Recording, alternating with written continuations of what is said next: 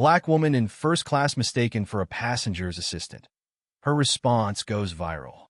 The morning sun painted golden streaks across the polished marble floors of Harrison and Mitchell law firm as Amara Okafor strode through the lobby, her heels clicking with purpose. At 35, she carried herself with the quiet confidence of someone who had fought for every step of her journey. Her designer briefcase, a gift to herself after her first major victory, swung gently by her side. Today marked a special milestone.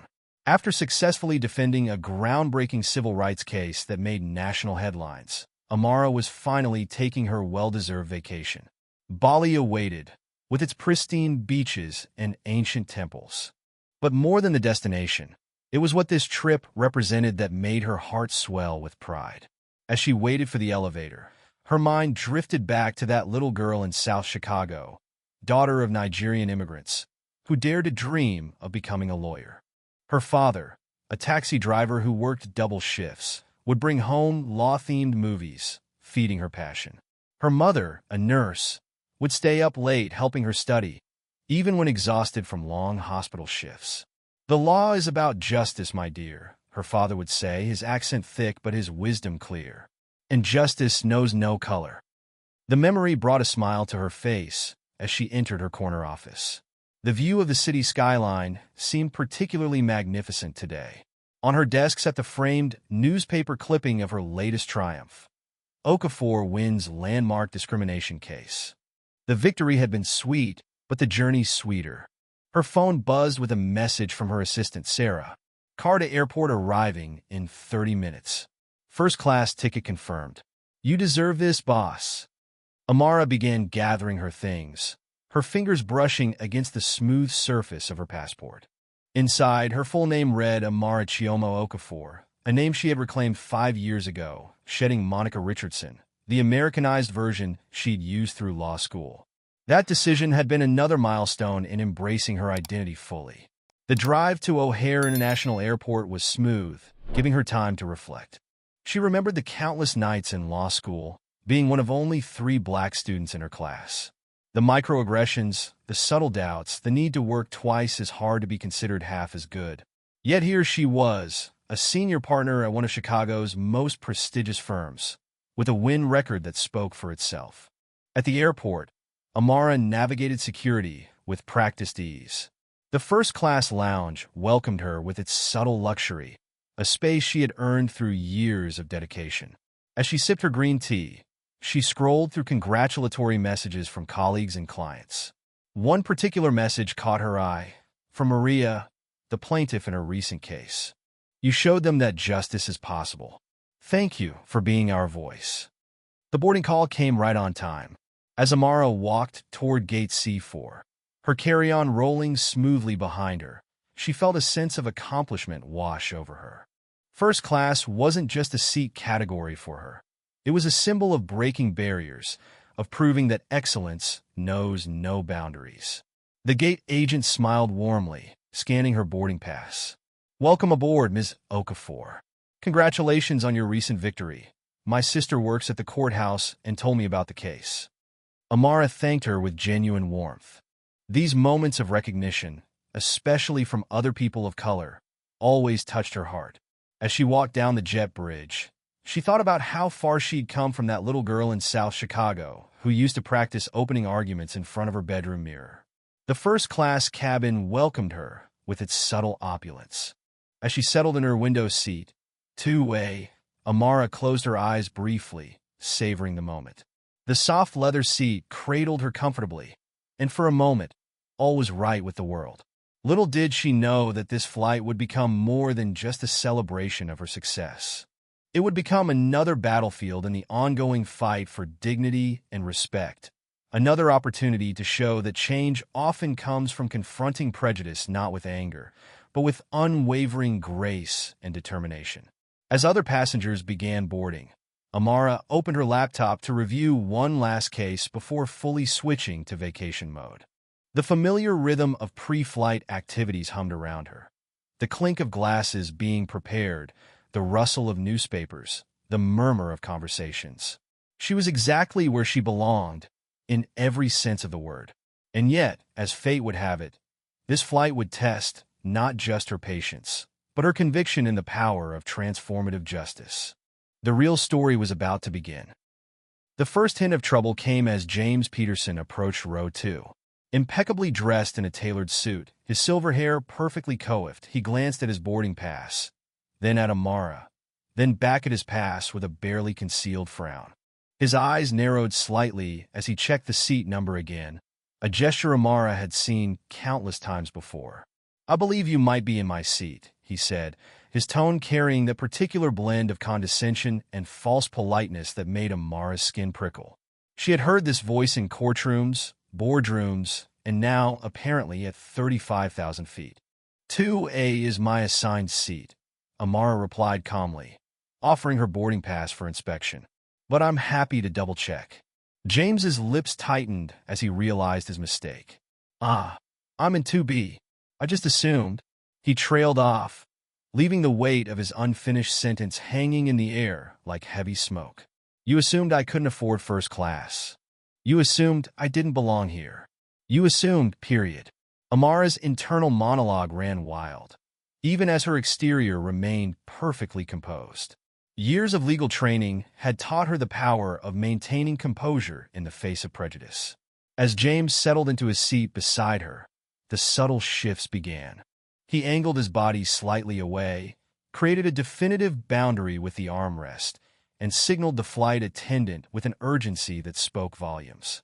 "Could you verify that all passengers in first class are in their correct seats?" he asked, his voice carrying just enough to draw attention. The flight attendant, professional as ever, confirmed that everything was in order. Amara pulled out her laptop, the screen displaying a brief from her recent landmark case. The irony wasn't lost on her. Here she was, fresh from winning a discrimination lawsuit, facing the very behavior she fought against in court. "That's an interesting case," James commented, glancing at her screen. "Are you a paralegal?" Amara felt the familiar tightening in her chest, the one that came with these moments. "I'm actually the lead attorney on this case," she replied, her voice steady. "Harrison and Mitchell, senior partner." "Oh," a pause. "You must be very fortunate to have such an opportunity." Fortunate. The word echoed in her mind. Not qualified, not accomplished, not hardworking. Fortunate. As if her position was a gift rather than something earned through years of dedication and excellence. The flight attendant approached with pre-departure drinks. "Would you like champagne, Ms. Okafor?" she asked, having noted Amara's name and status during boarding. "Water would be fine. Thank you," Amara replied, catching the slight raise of James's eyebrows at the professional courtesy extended to her. As the plane prepared for takeoff, James buried himself in his phone, firing off last-minute emails with aggressive taps. Each click of his fingers seemed to broadcast his discomfort with his seatmate. Amara used this time to center herself, remembering the words her mother had shared years ago. "Your dignity isn't determined by their prejudice." She had built her career on transforming uncomfortable moments into opportunities for change. The tension continued to build through the safety demonstration. James made a show of moving his expensive watch and wallet to his far pocket, away from Amara's side. It was such a classic move that she almost wanted to laugh. She was wearing a watch that cost more than his suit. As the plane began its taxi to the runway, Amara noticed other passengers in first class watching the dynamic unfold. Some with discomfort, others with recognition, and a few with what appeared to be genuine concern.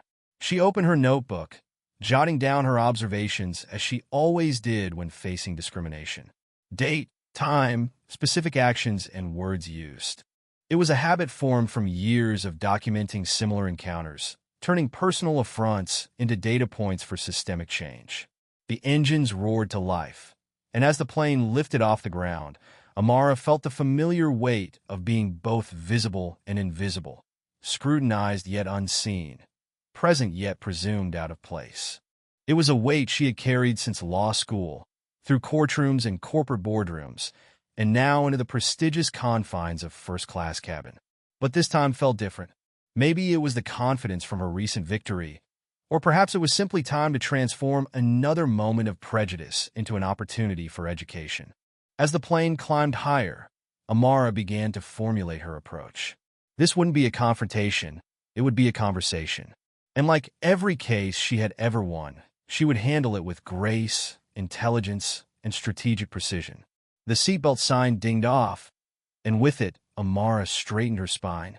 The next few hours would either be an exercise in silent endurance or an opportunity for meaningful change. The choice, she decided, would not be solely hers to make. The opportunity presented itself when James Peterson spilled his scotch, a few drops landing on Amara's laptop case. As he muttered a perfunctory apology, she turned to face him directly, her expression measured and professional, the same one she wore while deposing hostile witnesses. "Mr. Peterson," she began, her voice carrying the quiet authority that had silenced many courtrooms. "I believe we should address the elephant in the cabin. Your discomfort with my presence has been evident since you boarded." James stiffened, his hand tightening around his drink. "I'm sure I don't know what you mean," he replied, his tone defensive. "And I prefer not to have this conversation. As a legal professional, I find that uncomfortable conversations often yield the most productive outcomes," Amara continued smoothly. "Would you be interested in knowing the statistical likelihood of a discrimination lawsuit resulting from behaviors similar to what you've displayed in the past hour?" The businessman in seat 1A lowered his newspaper, clearly interested.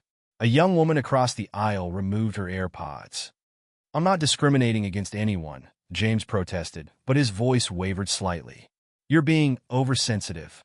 Amara smiled, the same smile she used when opposing counsel had just walked into her carefully laid trap. "Let's review the evidence, shall we?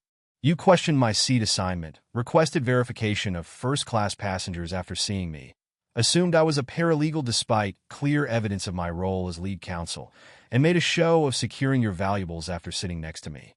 She paused, allowing her words to settle. "In legal terms, we call this pattern of behavior establishing a hostile environment. Would you like to know the average settlement amount for such cases?" The flight attendant, who had been hovering nearby, was now openly watching. Two other passengers had turned in their seats, witnesses to this masterclass in professional confrontation. "I have colleagues of all backgrounds," James defended, his face flushing. "Some of my best employees are—" "Mr. Peterson," Amara interrupted gently. "In my experience, that particular phrase rarely strengthens one's position. Instead, let me share some data."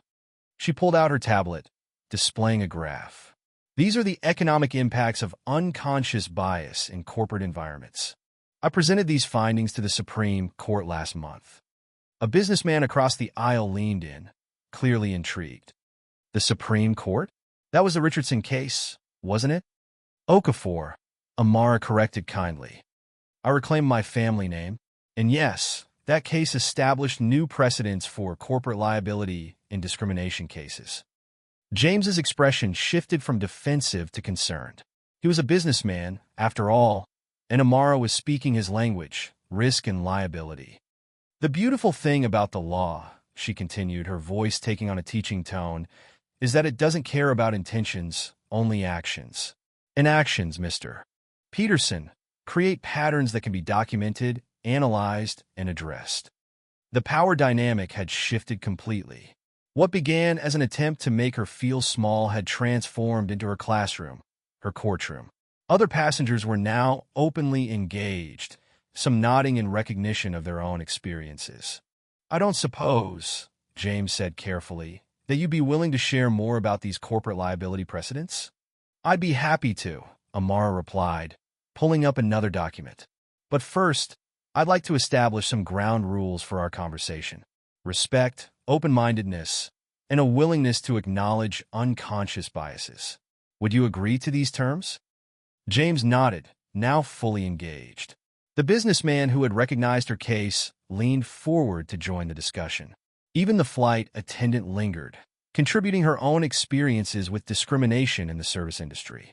What had started as a tense confrontation was evolving into something more meaningful, a teaching moment, a chance for genuine dialogue.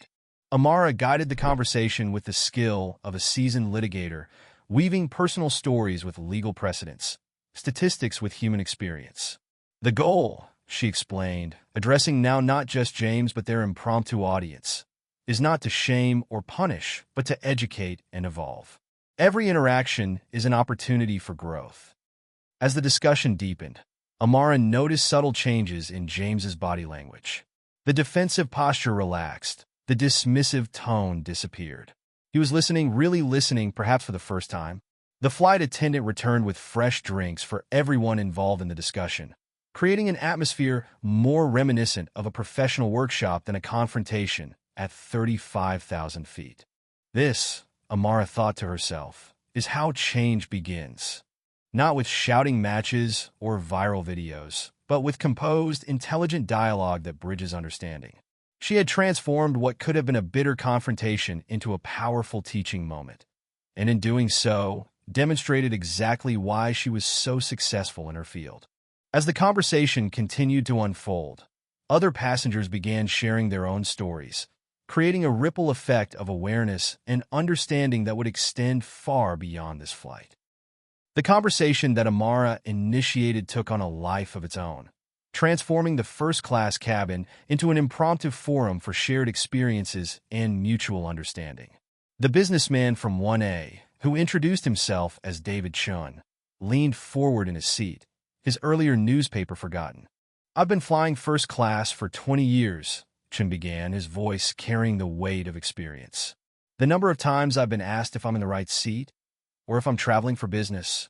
He shook his head, exchanging a knowing look with Amara. "It doesn't matter that I'm CEO of a tech company. Some assumptions never fade." From across the aisle, a middle-aged woman in a hijab spoke up. "Dr. Fatima Rahman," she introduced herself. "Just last month, a patient refused my treatment, despite my being the head of neurology. They demanded to see the real doctor." Her smile was both weary and wise. "Sometimes I think my framed credentials should include a footnote. Yes, really." James Peterson sat quietly, his earlier defensiveness replaced by something that looked increasingly like recognition. His hands fidgeted with his now empty Scotch glass as he absorbed each story. A young flight attendant named Sarah, who had been serving their section, paused during a quiet moment to share her perspective. "We see it all the time in the air," she said softly. "The assumptions, the subtle comments. Part of our training now includes handling discrimination, but it's still challenging. The hardest part," added an elderly gentleman who introduced himself as Mr. Washington, "is explaining to your grandchildren why some people still think this way. I've lived through the civil rights movement, seen so much change, and yet," he gestured around the cabin, "here we are still having these conversations." Amara noticed James's slight flinch at Mr. Washington's words. His eyes had taken on a distant look, perhaps remembering conversations with his own family members. A young woman in business attire, Maria Torres, spoke up from her seat. "I'm an investment banker," she said. "Last week in a meeting, someone assumed I was there to take notes. I'm the team lead." She laughed, but there was no humor in it. The look on their face when I started presenting the quarterly projections was priceless. As each person shared their story, a remarkable thing happened. The invisible barriers that typically separate strangers on a flight began to dissolve. People turned in their seats to face each other, nodding in understanding, offering words of support, or sharing similar experiences. James remained quiet, but his silence had transformed from defensive to contemplative. He watched each speaker with increasing attention, his expression softening with each new perspective shared. "You know what's interesting?" David Chin observed, addressing the group. "Every story we're sharing isn't about overt hatred. It's about these subtle assumptions, these little moments that chip away at you over time." "Death by 1,000 cuts," Amara added softly, and heads nodded around the cabin. Dr. Rahman leaned forward. "But look at what's happening right now," she gestured to their impromptu gathering. "We're turning those cuts into connections. This conversation wouldn't have happened if we'd all just stayed silent." The flight attendant Sarah returned with water for everyone, her eyes bright with emotion. "In all my years of flying, I've never seen first class so united," she commented. "Usually, everyone's in their own bubble with their laptops or sleep masks." James finally spoke, his voice quieter than before. "I have a daughter," he said almost to himself. "She's starting law school next fall. I wonder, He paused, meeting Amara's eyes for the first time without defensiveness. I wonder what assumptions people will make about her dreams. The cabin fell silent for a moment, the hum of the engines underlining the weight of his words. It was a small crack in the armor, but a significant one. Mr. Washington reached across the aisle to pat James's shoulder. Recognizing the problem is the first step, son. The next is doing something about it. As the conversation continued, it evolved from sharing grievances to discussing solutions. Maria Torres talked about mentorship programs she'd started for young Latina professionals. Dr. Rahman described cultural competency initiatives at her hospital. David Chen outlined his company's diversity and inclusion policies. Through it all, Amara watched the subtle transformation taking place. What had started as her response to one man's prejudice had become something larger, a moment of collective understanding and shared purpose. The flight tracker showed they were halfway to their destination, but in terms of human connection and understanding, they'd traveled much further. As the cabin lights dimmed for the evening service, the atmosphere had changed from one of tension to one of unexpected community. James sat back in his seat, his posture different now, less rigid, more thoughtful. He pulled out his phone and began making notes, pausing occasionally to listen as the conversations around him continued, each voice adding another thread to the tapestry of shared experiences and hopes for change. 2 weeks after her return from Bali, Amara sat in her office, the morning sun streaming through the windows as she reviewed her notes from the flight. What had started as an uncomfortable encounter had crystallized into something more significant, a catalyst for change. Her computer screen displayed a document titled Inclusive Excellence Initiative. The cursor blinked steadily at the end of a paragraph outlining systematic changes needed within Harrison and Mitchell. The flight had shown her that individual conversations, while powerful, weren't enough. The system itself needed transformation. You wanted to see me? Sarah, her assistant, appeared at the door. Yes, could you schedule a meeting with the executive committee? All of them. Amara's voice carried the same quiet determination she'd used on the plane. And pull our diversity statistics for the past 5 years. Hiring, retention, and promotion rates. Sarah's eyebrows rose slightly. All 7 partners? That might take weeks to coordinate.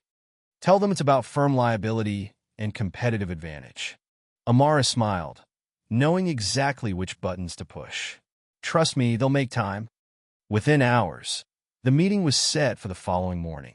The power of the right words properly applied. As Amara prepared her presentation, colleagues stopped by her office, drawn by rumors of her planned initiative. Marcus Chun, a junior partner, lingered in her doorway. I heard you're taking on the diversity issue, he said carefully. Last person who tried that was quietly shuffled to corporate law in Cincinnati. Then they didn't frame it properly, Amara replied, pulling up a spreadsheet. Look at these numbers. Our competitors are outpacing us in diverse talent acquisition. We're losing millions in potential clients who want firms that reflect their values. This isn't just about doing the right thing. It's about survival. The next morning, Amara stood before the executive committee in the mahogany panel conference room. 7 pairs of eyes, all male, all white, all over 60, watched her with varying degrees of skepticism. Gentlemen, she began, let me tell you about a flight I recently took, and then I'm going to show you why that story could cost us our future. For the next hour, she wove together personal narrative and hard data. She showed them the loss of potential clients to more diverse firms. She presented statistics on the changing demographics of law school graduates. She detailed the cost of discrimination lawsuits hitting peer firms. We're not just losing talent, she explained, clicking to a new slide. We're losing relevance. Richard Harrison, the managing partner, leaned forward. What exactly are you proposing, Amara? She laid out her plan, a comprehensive overhaul of hiring practices, mentorship programs, cultural competency training, and structural changes to promotion criteria. Each point was backed by data, each initiative tied to specific business outcomes. The cost of implementation? Harrison asked. Less than the cost of falling behind, Amara countered, displaying a projection of revenue impact. I can walk you through the ROI calculations. The questions came rapid fire after that. Some partners were openly resistant. Harold Matthews, the oldest partner, scoffed at the need for change. "We've always done things a certain way," he protested. "And that way is becoming obsolete," Amara responded firmly. "Just like typewriters and carbon paper." Others showed cautious interest. Jennifer Ross, the only female partner besides Amara, nodded thoughtfully throughout the presentation. "We could pilot this in corporate first," she suggested. "Test the waters." "With respect," Amara countered, "pilot programs signal tentative commitment. Either we believe in this direction, or we don't. Half measures won't move the needle." The debate continued for another hour. Amara stood her ground, addressing each concern with the same precision she used in court. She watched as initial resistance began to crack under the weight of evidence and economic reality. Finally, Harrison called for a vote. The result: 5-3 in favor of moving forward with conditions. "You'll head this initiative," Harrison declared. "Full responsibility, full accountability. If it fails, it won't," Amara stated simply. Back in her office, congratulatory messages began arriving from colleagues who had been watching the meeting's outcome. But it was the quiet visits that meant more, young associates stopping by to share their own stories, their own hopes for change. Marcus Chun returned, this time with a group of junior partners. "We want to help," he said. "Just tell us how." Amara looked at their eager faces and remembered the unity that had formed on that flight. Change wasn't just about policies and programs. It was about building communities of support, about creating spaces where everyone could thrive. She opened her laptop, pulled up her initiative outline, and began delegating tasks. The real work was just beginning, but for the first time, she wasn't fighting this battle alone. As the sun set over Chicago's skyline, Amara sent one final email to James Peterson. "Thank you for being part of a conversation that sparked something bigger," she wrote. "Sometimes, the most important journeys start at 35,000 feet. The reply came almost immediately. "My daughter would like to interview you for her law school podcast about changing the face of legal leadership. Would you be willing to share your story?" Amara smiled. Change, like justice, moved in unexpected ways. 3 months into the Inclusive Excellence Initiative, Harrison and Mitchell's 42nd floor had transformed from a traditional law office into a hub of activity. Meeting rooms that once hosted monotonous case reviews now buzzed with mentorship sessions, training workshops, and collaborative planning meetings. Amara stood at the front of the largest conference room, surveying the diverse group before her. 20 pairs of junior associates sat with their newly assigned mentors, a carefully curated matching system that went beyond traditional mentorship models. "Remember," she addressed the group, "this isn't just about career guidance. It's about creating authentic connections and understanding different perspectives. Your experiences, both challenging and triumphant, matter." Maria Chun, a first-year associate, raised her hand. "My mentor is from a completely different background than me. How is that helpful?" "Exactly the point," Amara smiled. "Sarah, would you share your experience?" Sarah Rodriguez, a senior partner from the tax division, stood up. "Last month, I mentored James, who comes from a privileged background very different from my own. He helped me understand institutional blind spots I'd never considered, while I showed him challenges he'd never faced. We both became better lawyers because of it." The mentorship program was just the beginning. Down the hall, in what used to be a document storage room, Amara had created the Bridge Building Center, a dedicated space for diversity training and cultural competency workshops. Today's session focused on microaggressions in professional settings. The facilitator, Dr. Maya Patel, a renowned expert in organizational psychology, guided partners and associates through realistic scenarios. "It's not enough to avoid obvious discrimination," Dr. Patel explained. "We need to recognize and address the subtle behaviors that create hostile environments." The participation rate had surprised even Amara. Initially expecting resistance, she found that 85% of the firm's employees voluntarily enrolled in the training programs. The key had been framing it as professional development rather than mandatory sensitivity training. In her office, Amara reviewed the latest metrics. Retention rates for minority associates had improved by 23% in just 3 months. Client feedback scores showed a marked increase in satisfaction with team dynamics and communication. Her phone buzzed. A message from the managing partner of Goldman and Sterling, a competing firm. Your initiative is making waves. Would you consider sharing your framework at the National Law Firm Diversity Coalition? This wasn't the first such request. Over the past weeks, other firms had reached out, seeking guidance on implementing similar programs. Amara had begun documenting their methodology, creating a replicable model for systemic change. The afternoon brought a different kind of meeting. Representatives from 5 major law firms gathered in the main conference room, putting aside competition to address a shared challenge. We're proposing a joint mentorship network, Amara explained. Our associates would have access to mentors across all participating firms, expanding their perspectives and opportunities. Won't this increase the risk of losing talent to other firms? Someone asked. Or it might increase retention by showing we're committed to their growth beyond our own walls, Amara countered. Besides, a rising tide lifts all boats. The collaboration extended beyond mentorship. Firms began sharing resources, best practices, and even costs for bringing in top diversity trainers. What started as one firm's initiative was evolving into an industry-wide movement. Feedback came in various forms. Anonymous surveys revealed both successes and areas for improvement. One associate wrote, "For the first time, I feel seen for my potential, not just my demographics." Not all feedback was positive. Some partners complained about the time investment, others about changing established practices. Amara addressed each concern methodically, always returning to the data that showed improved performance metrics. The most meaningful feedback came in quiet moments.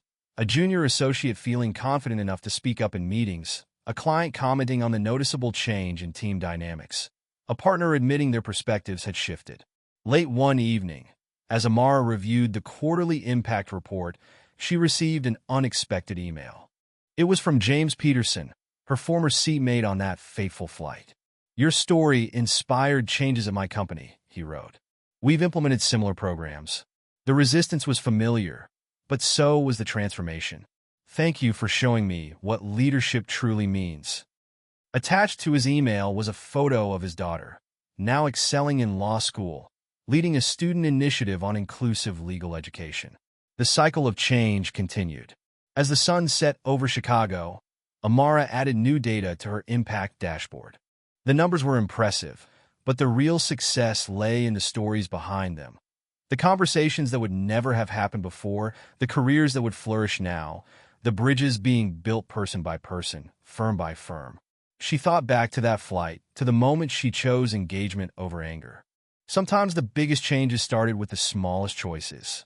Tomorrow would bring new challenges, new resistance, new opportunities for growth. But tonight, looking at the evidence of progress surrounding her, Amara knew they were on the right path. The Bridge Building Center's lights were still on, voices drifting out as another workshop wrapped up. Change, she had learned, wasn't a destination but a journey, and they were just getting started. 1 year after the implementation of the Inclusive Excellence Initiative, Harrison and Mitchell hosted a celebration in their renovated reception area. The space, once adorned with portraits of past partners, now featured a diverse array of artwork celebrating legal pioneers from all backgrounds. The symbolism wasn't subtle, but then again, transformation rarely was. Amara stood at the podium, surveying the crowd. The firm's demographics had shifted noticeably, not just in numbers, but in energy and interaction. Partners chatted with associates across hierarchical lines. Mentorship pairs shared inside jokes, and the rigid social boundaries that once defined law firm culture had softened into something more organic. "When we began this journey," she started, "some said we were risking our firm's tradition. Today, I'm proud to say we haven't just preserved our excellence, we've redefined it." The success stories came one after another. Maria Chun, once a hesitant first-year associate, had just won her first major case. She credited her unlikely mentor, a senior partner from a completely different background, for helping her find her voice. "He taught me corporate law," Maria shared with the audience. "I taught him about perspective. We both became better lawyers." The numbers told their own story. Employee satisfaction scores had risen by 45%. Retention rates for diverse attorneys had doubled. Most significantly, the firm had seen a 30% increase in new client acquisitions, many citing the firm's inclusive culture as a deciding factor. David Thompson, a partner who had initially opposed the initiative, stood to share his own transformation. "I was wrong," he admitted, his voice carrying across the hushed room. "I thought this was about checking boxes. Instead, it showed me blind spots I never knew I had. Last month, my team handled a complex international case better because we had perspectives I wouldn't have considered a year ago." The legal community had taken notice. The American Bar Association had featured Harrison and Mitchell's initiative in their monthly journal. Law schools requested presentations on the firm's mentorship model. Other firms sent representatives to learn from their success. But the most profound changes were personal. Sarah Rodriguez, now heading the corporate division, shared how the initiative had helped her reconnect with her cultural identity. "I used to think I had to choose between being authentic and being professional. Now I know they're not mutually exclusive." The Bridge Building Center had become a model for other firms. Its programs had expanded beyond basic diversity training to include workshops on inclusive leadership, cross-cultural communication, and systemic change management. Law firms from across the country sent their staff to participate. Marcus Chun, once worried about career repercussions for supporting the initiative, had become one of its strongest advocates. His pro bono work with underserved communities had increased, and he'd started a scholarship program for diverse law students. "The real success," he told the gathering, "isn't just in our metrics. It's in the conversations we're having, the assumptions we're challenging, the barriers we're breaking down." Even the physical space had evolved. Meeting rooms once named after past partners now bore the names of legal pioneers who had broken barriers. Thurgood Marshall, Ruth Bader Ginsburg, Constance Baker Motley. Each room told a story of progress and possibility. The initiative had sparked unexpected innovations. A junior associate's suggestion led to a client communication app that accommodated multiple languages and cultural preferences. A mentorship pair developed a new approach to pro bono case selection that better served diverse communities. Recognition came from unexpected quarters. The State Bar Association created an award for inclusive excellence, with Harrison and Mitchell as its first recipient. Corporate clients began requiring similar initiatives from their other legal partners, creating a ripple effect throughout the industry. Amara shared emails from former skeptics, including James Peterson, who had become advocates for change in their own organizations. His daughter, now graduating law school, had accepted an offer to join Harrison and Mitchell's incoming associate class. Change, Amara concluded, isn't just about policies and programs. It's about people willing to see differently, to act differently, to be differently. Each of you has been part of this transformation. As the celebration continued, small groups formed and reformed, sharing stories and plans for the future. The hierarchy that once defined these gatherings had given way to genuine connection and collaboration. Later that evening, alone in her office, Amara added a final note to her impact report. Beyond the metrics and milestones, she wrote about the intangible changes, the confident smile of a young associate presenting to partners, the easy camaraderie across demographic lines, the honest conversations about difficult topics. On her desk sat an invitation to speak at the National Legal Forum about transformative leadership. Next to it was a photo from that celebration flight, now framed, a reminder that change often began in unexpected moments. The sun set over Chicago, casting long shadows through her office window. In the gathering dusk, Amara could see lights still on throughout the building. People working late not because they had to, but because they felt truly invested in their work and their community. The ripples of change continued to spread, touching lives and transforming institutions far beyond the walls of Harrison and Mitchell. And this, Amara knew, was just the beginning. 2 years after that transformative flight, Amara stood at the window of her corner office, watching the Chicago sunrise paint the sky in shades of possibility. The view had changed, not just the physical landscape with its new buildings and evolving skyline, but the view of what was possible in the legal profession. She opened her laptop to review the latest industry report. Harrison and Mitchell had become a case study in institutional transformation, featured in law journals and business schools alike. But numbers only told part of the story. "Your 9 a.m. is here," her assistant announced. "The new Diversity Coalition representatives." Amara smiled, remembering when such a meeting would have been unthinkable. Now, 20 law firms had joined their initiative, creating a network of support and accountability across the legal landscape. "Send them in," she said, gathering her thoughts. The meeting room filled with faces that reflected the changing face of law, young and experienced, from various backgrounds and walks of life. Each person represented a firm committed to continuing the work of transformation. 2 years ago, Amara began, we started with a simple premise, that excellence and inclusivity are inseparable.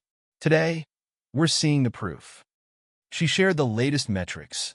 Diverse leadership in partner positions had tripled across participating firms. Client satisfaction scores had reached historic highs. The legal industry's demographics were shifting faster than predicted. But more importantly, she shared the stories. The young attorney who no longer felt she had to choose between her cultural identity and professional success. The veteran partner who admitted his perspective had been forever changed. The clients who found better solutions because of diverse legal teams. After the meeting, Amara returned to her office to find an unexpected email. It was from James Peterson's daughter, now a rising star in corporate law. "You probably don't remember the story my father told me about a flight that changed his life," she wrote. "But that story changed mine too. Today, I'm leading our firm's inclusion task force." The ripples continue. Amara thought back to that flight, to the moment she chose engagement over anger. How one conversation had sparked a movement that transformed not just a firm, but an industry's culture. The challenges hadn't disappeared. Some firms still resisted change. Unconscious bias still surfaced in subtle ways. The work of transformation was ongoing, requiring constant vigilance and renewal. But the landscape had shifted. Law schools reported record diversity in enrollment, inspired by visible changes in the profession. Client demands for inclusive legal teams had become standard. The question was no longer whether to embrace change, but how to lead it. Amara opened her desk drawer and pulled out the original outline of the Inclusive Excellence Initiative. Many goals had been achieved, but new horizons beckoned. International expansion of the program. Technology solutions for bias reduction. Leadership development programs focused on inclusive decision-making. The afternoon brought a panel discussion with law students. Looking at their eager faces, Amara saw the future of the profession, and it looked nothing like its past. "The hardest part of change," she told them, "isn't starting it. It's sustaining it. Each of you will face moments where you must choose between comfort and progress, between silence and speaking up." A student raised her hand. "How do you maintain hope when change seems slow?" Amara thought carefully before responding. "Hope isn't passive waiting, it's active creation. Every small choice, every conversation, every stand we take shapes the future we want to see." As the day drew to a close, Amara received news that Harrison and Mitchell had been selected to lead a global initiative on inclusive legal practice. The ripples had become waves. In her final email of the day, she wrote to the firm's entire staff. 2 years ago, we embarked on a journey to redefine excellence. Today, we've proven that inclusion isn't just a moral imperative, it's a catalyst for innovation, growth, and justice. But our work isn't finished. The future of law isn't just about interpreting precedent, it's about setting it. Each of us has the power to shape that future, one decision, one conversation, one moment of courage at a time. Tomorrow brings new challenges, new opportunities, new horizons to explore. The question isn't whether change is possible, but whether we're brave enough to lead it. I've seen your courage. I've witnessed your commitment. And I know that together we're not just changing a profession, we're transforming the very meaning of justice. The journey continues. Are you ready? As the sun set over Chicago, responses began flooding in, not just from firm members, but from colleagues across the legal community. Each message carried the same theme: commitment to continuing the work of transformation. Amara gathered her things, ready to head home. On her desk lay the next day's agenda: meetings with international partners, mentorship sessions, strategy planning for the global initiative. The work never ended, but neither did the possibility of progress. Looking out at the city lights coming alive in the dusk, she thought about all the conversations happening in offices, homes, and yes, even airplanes that would shape tomorrow's reality. Change wasn't a destination. It was a horizon, always moving, always inviting us forward. And in that endless possibility lay the greatest hope of all. Don't forget to like and subscribe to our YouTube channel so we can keep bringing you the best stories.